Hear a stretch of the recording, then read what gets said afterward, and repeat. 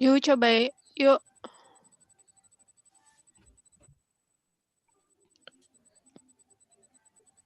Hayu Andi. Siap, siap.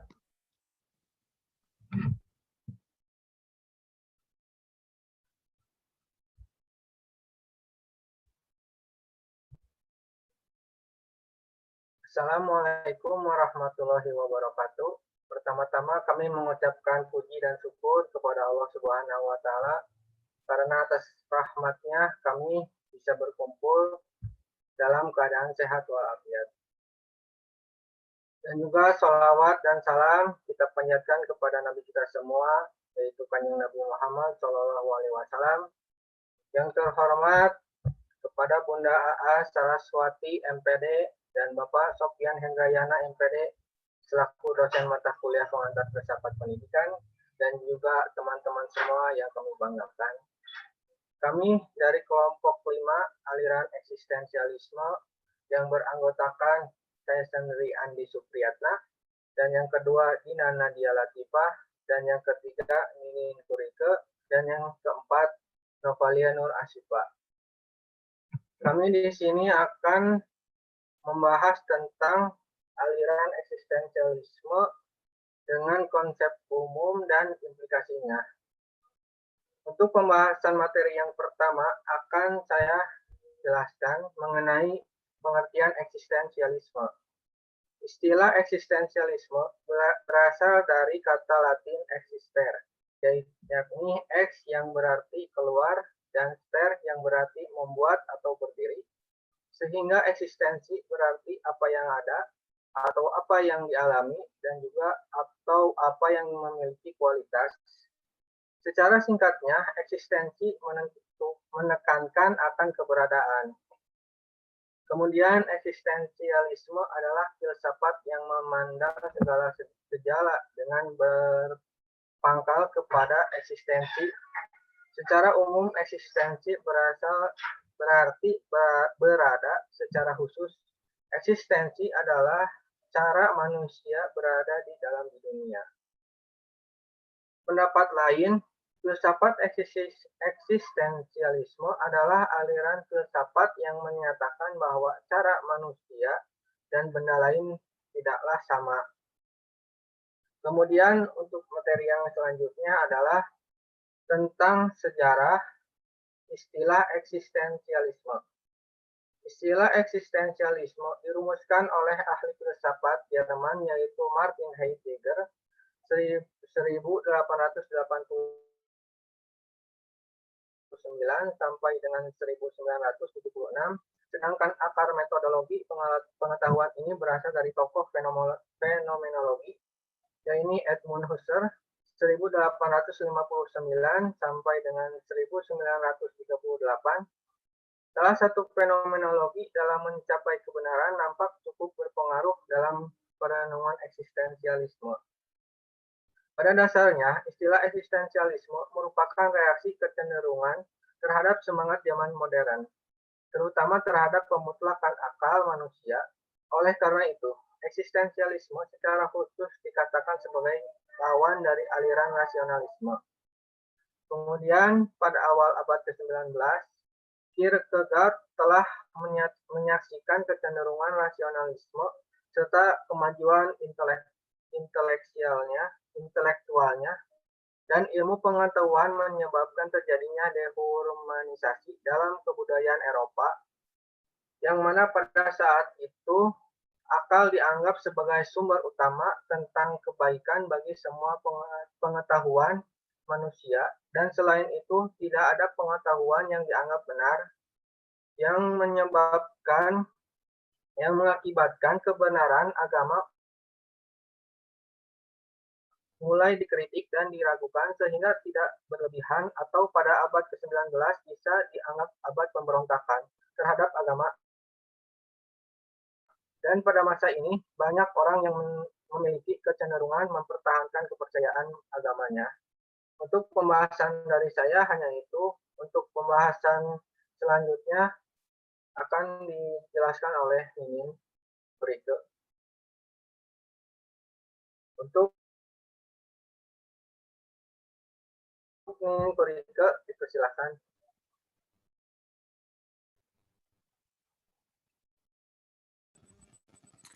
Tokoh-tokoh aliran filsafat eksistensialisme.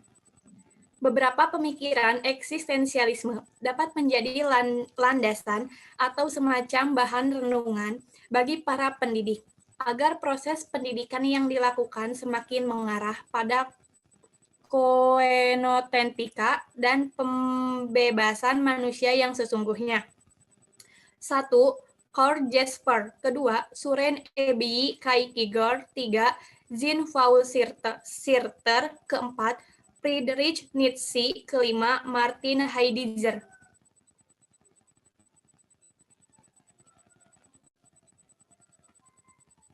Satu, menurut Karl Jasper lahir di kota Oldenburg, Jerman Utara pada tahun 1883.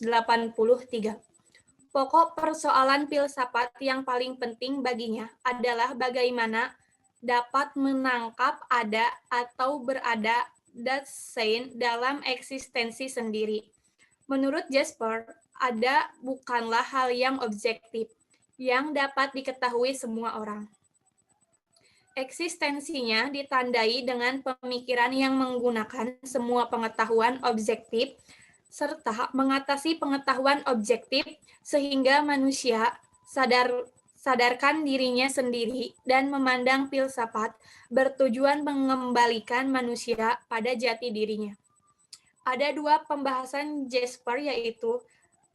pemikiran Jasper yaitu eksistensi dan transendensi.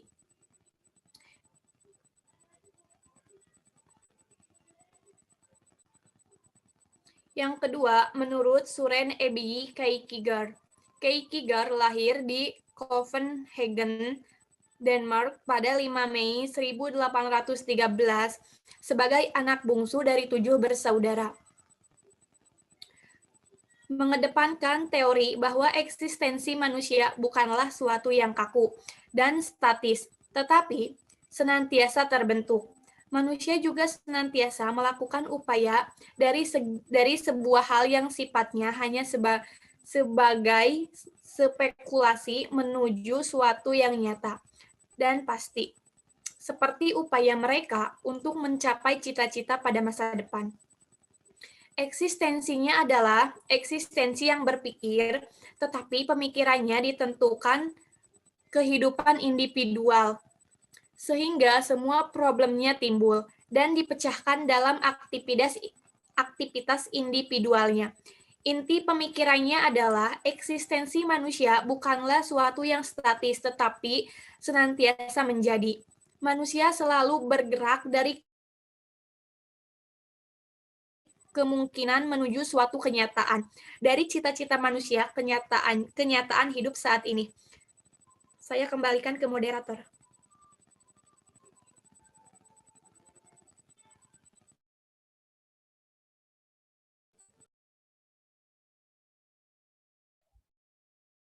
Untuk pembahasan selanjutnya akan dibahas oleh Dinan. Untuk Saudari Dinan, dipersilahkan.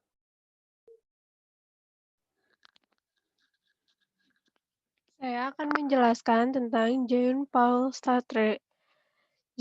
Jean-Paul Sartre, 23, ialah dianggap mengembangkan aliran eksistensialisme. Sartre adalah seorang sastrawan dan filosofis Perancis terkenal yang memperkenalkan eksistensialisme dari sudut pandang atau perspektif estetika. Kesadaran akan diri berbeda dengan kesadaran akan sesuatu, suatu kesadaran yang tidak sadar atau suatu aktivitas psikis yang tidak sadar sama sekali mustahil menurut Sartre.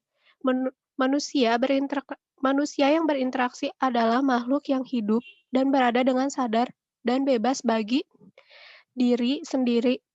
Diri sendiri itu adalah salah satu statement dan mungkin bernilai teori yang terkenal darinya. Menurut Sartre, selanjutnya satu-satunya landasan nilai adalah kebebasan manusia.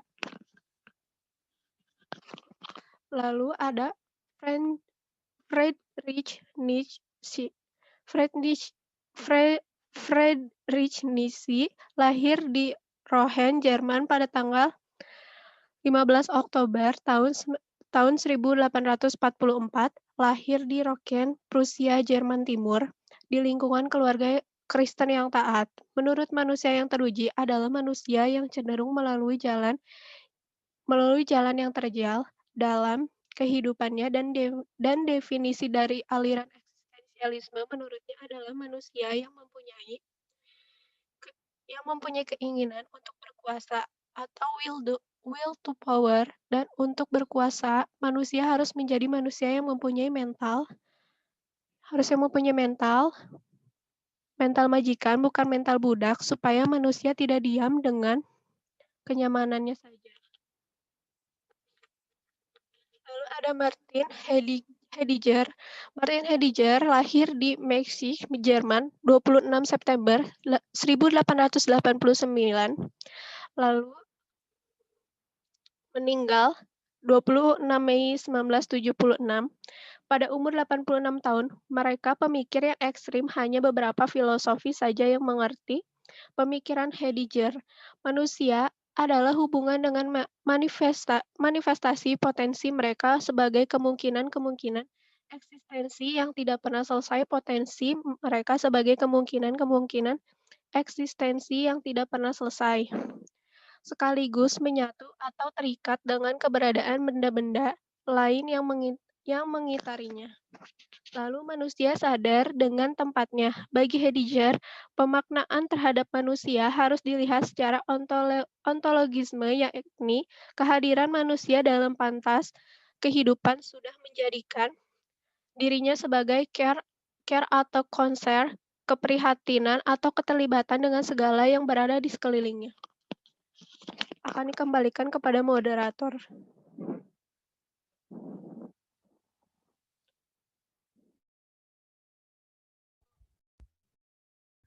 Untuk materi selanjutnya akan dijelaskan oleh Novalia. Untuk Saudari Novalia, dipersilahkan. Terima kasih kepada moderator. Saya di sini akan menjelaskan tentang beberapa aspek mengenai filsafat. Yang pertama, ada aspek ontologis atau realitas. Aspek ini menyatakan bahwa manusia adalah sesuatu yang unik, karena manusia berada secara sadar di bumi. Untuk menyatakan realitas, kita harus bisa menggambarkan atau menyadari kondisi dari kita tanpa pengaruh luar. Aspek ini juga menyatakan bahwa dunia ini bermakna karena adanya manusia. Yang kedua adalah epistemologi atau pengetahuan. Aspek ini beranggapan bahwa individu bertanggung jawab terhadap pengetahuannya sendiri. Pengetahuan manusia ini tergantung pada pemahamannya tentang realitas dan tergantung pada interpretasi atau kesimpulannya terhadap realitas.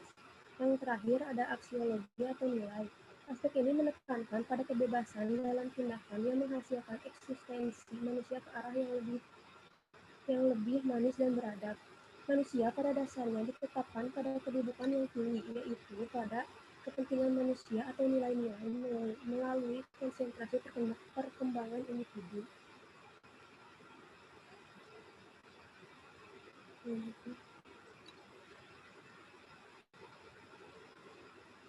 Nah, tujuan dari aliran eksistensialisme ini adalah guru sebagai pembimbing dan fasilitator dalam kelas dapat mengetahui dan mengidentifikasi kelebihan peserta didik, yang masing-masing individu memiliki potensi untuk dapat belajar melalui dirinya sendiri. Tujuan pendidikan dalam filsafat ini bukan hanya penekanan pada dialog semata, namun pada bentuk keciptaannya, yaitu keberanian menciptakan gagasan, pikiran, ataupun maksud dari keinginan dan ketertarikan masing-masing siswa. Nah, jadi kesimpulan dari aliran ini yaitu eksistensialisme adalah filsafat yang memandang segala gejala dengan berpangkal kepada eksistensi. Secara umum, eksistensi berarti keberadaan. Secara khusus, eksistensi adalah cara manusia berada di dalam dunia. Nah, pengaruh eksistensi dalam pendidikan terutama dalam memotivasi dan memfasilitasi pembelajaran dalam makna yang sangat luas.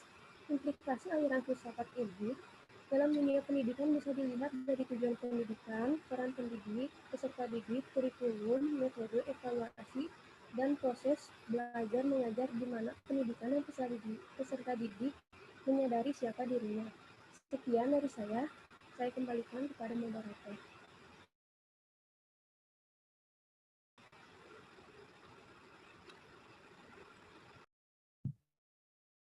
Alhamdulillah, kita sudah selesai presentasi. Semoga dari pembahasan-pembahasan tadi kita dapat mengetahui tentang filsafat aliran eksistensialisme. Apabila ada kekurangan materi, mohon maaf. Akhir kalam, kita mengucapkan alhamdulillah bersama-sama. Wabillahi taufiq wal hidayah. Wassalamualaikum warahmatullahi wabarakatuh.